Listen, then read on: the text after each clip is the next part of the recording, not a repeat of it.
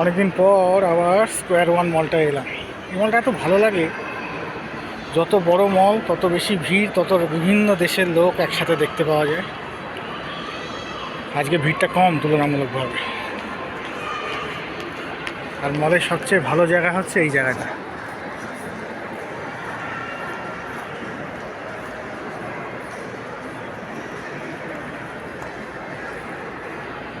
ভেতর থেকে বাইরের আকাশটা পুরো স্পষ্ট দেখা যায়। বেশ এই জায়গাটা ফাঁকা আর বড়। উইন্ডো শপিংই করছি আপাতত। একজন বন্ধু আসবে, তার সাথে মিট করব, একটু আড্ডা গল্প হবে, সেরকমই একটা প্ল্যান করেই এসেছি। যে ওয়েদারটা অনেকদিন বাদে আবার ভালো হয়েছে। এখানে উইকেন্ডে ওয়েদার জেনারেলি খারাপই থাকে, তো আজকে লাকিলি খারাপ থেকে ভালো হয়েছে। সকালের দিকে একটু মেঘলা বৃষ্টি হচ্ছিল, এখন সেটা বেটার হয়েছে। তো তাই এলাম, এসে একটু ঘোরাঘুরি করছি, উইন্ডো শপিং করছি, বন্ধুর সাথে আড্ডা মারবো। সারাদিন এইভাবেই কাটাবার একটা প্রোগ্রাম। দেখি কীরকম কাটে আজকের দিনটা।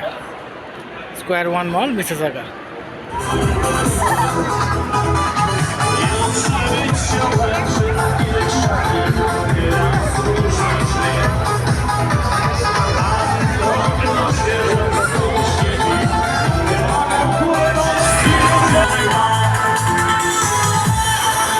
No i pięknie, szanowni państwo, pięknie. Pozwólcie, że troszeczkę zwolnimy. Uwaga, teraz chcielibyśmy pozdrowić wszystkich pasjonatów piłki nożnej, drodzy państwo, w szczególności tych, którzy oglądają Polską Ligę i tych, którzy są z Krakowa, drodzy państwo, bo tam na Krakowie wydarzyła się bardzo ważna rzecz. Wisła Kraków, drodzy państwo, awansowała i tam właśnie ta piosenka